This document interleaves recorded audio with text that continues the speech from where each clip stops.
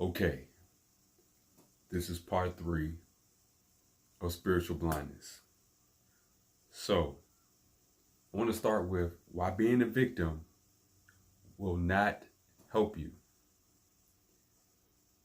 First of all, none of us are victims. From the day we were born, we were conformed into a world where our affections and our will are only submitted to ourselves.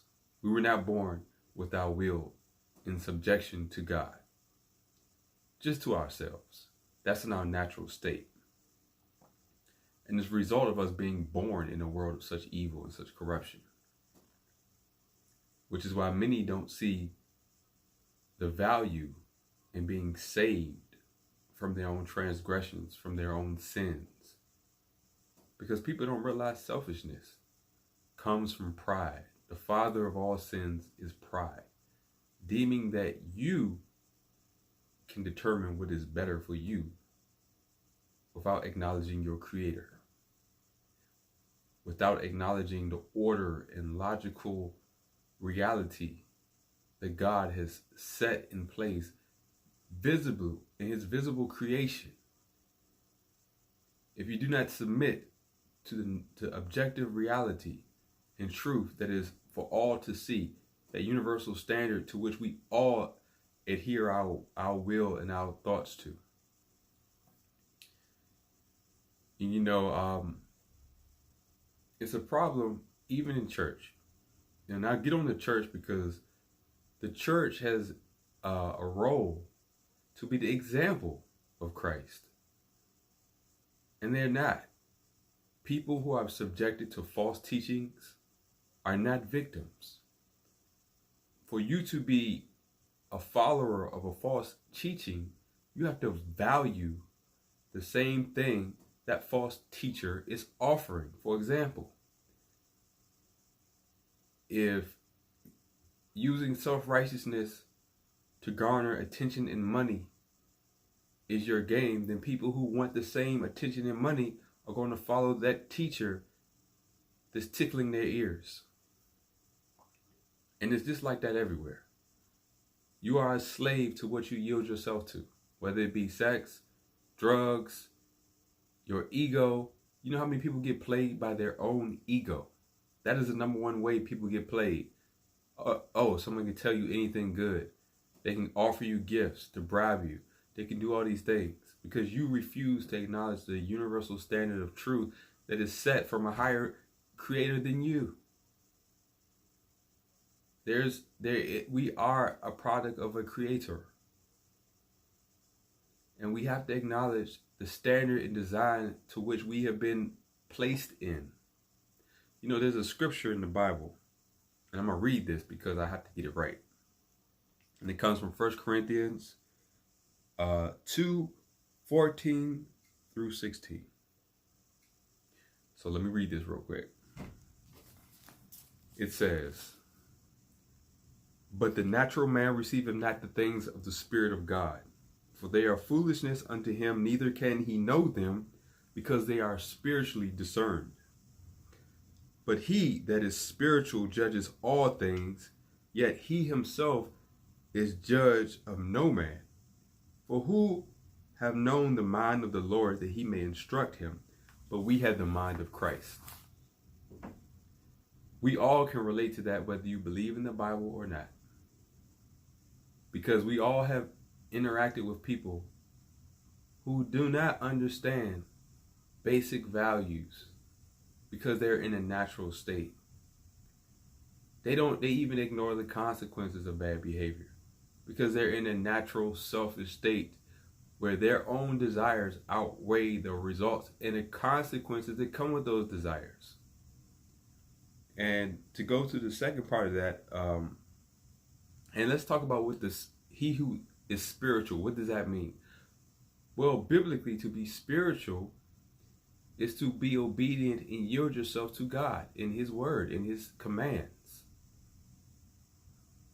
And you can judge all things because you're not using your own judgment. You're using a judgment of your creator, the standard, the universal standard that he has created.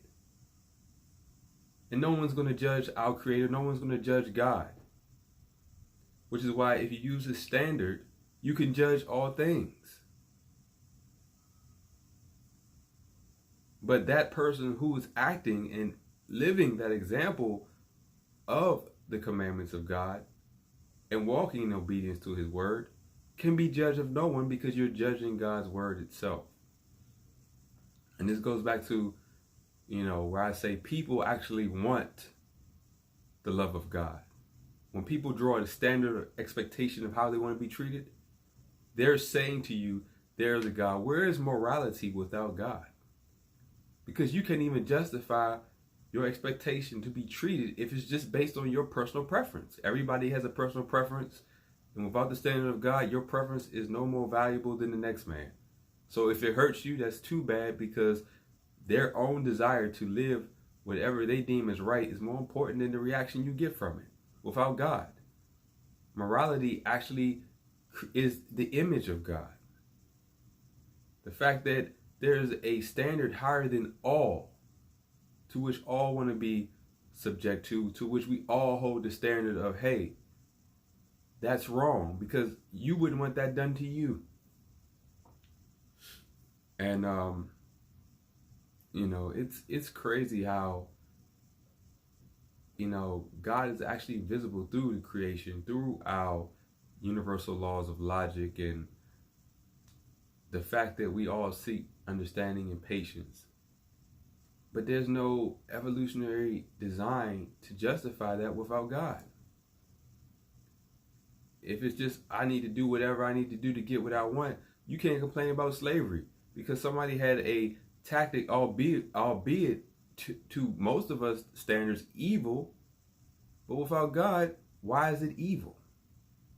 Because it hurts you? Well, it may benefit them. And see, this is where our spiritual discernment, our spiritualness has to play a part for us to all seek the standard of righteousness to which we all expect to be treated. In a godless world, that cannot happen. This is why the moral fabric of society is unraveling as we speak, where men and women can't even function together now because we're compromised. We're living in a prostitution culture while trying to navigate through the results of that culture, rather than seeing that God has a design. And His design was put in place so that we could respect one another, so that we can offer a love that is not based on our own desire, but based on the results of another knowing the love of God, revealed by His word, by His commandments, by how we treat one another. And now people are thinking, oh, let's just make everything harassment. Well, that's a two-way street. If everybody who gets touched on the shoulder can yell harassment based on their personal attraction, well, some people will get away with it and some people won't. And if you didn't, it's because you just didn't meet the genetic lottery of being attracted to that person. But that doesn't say universal standard, because when it doesn't go wrong, people want to go back in time and say, well, what happened 30 years? Now that I think about it, I didn't feel comfortable about it, even though I was in a situation to put the advancement of my career over producing virtue and character in my life. And for women, I tell you, a spiritual man is your only protection.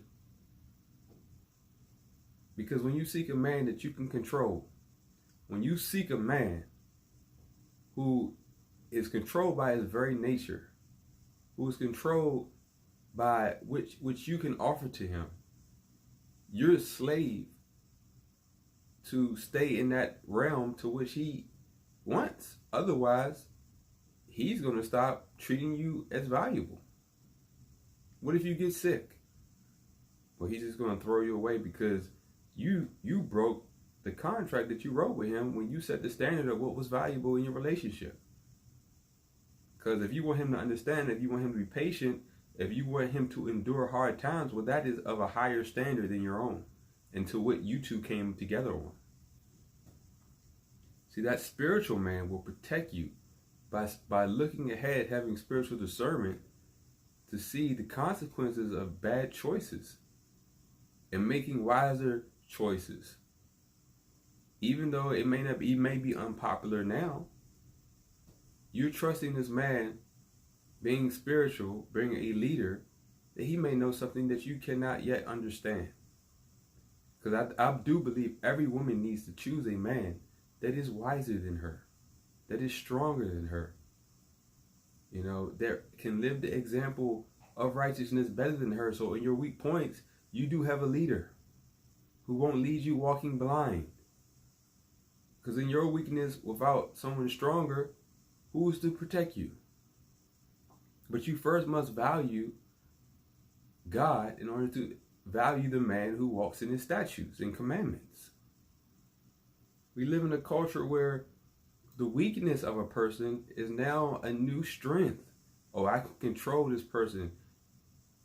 Anyone who seeks a person based on a weakness, because you can manipulate that person, where you're assuming that you can handle and manipulate the consequences of those bad choices. It's like if you mess with somebody living an immoral, destructive life.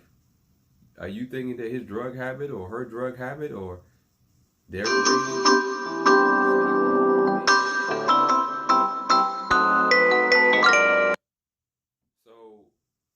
I'm just want to throw this out there, man.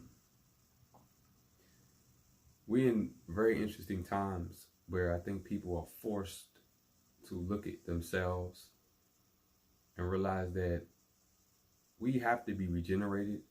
The Bible calls it born again, meaning that your heart and your mind have to be renewed.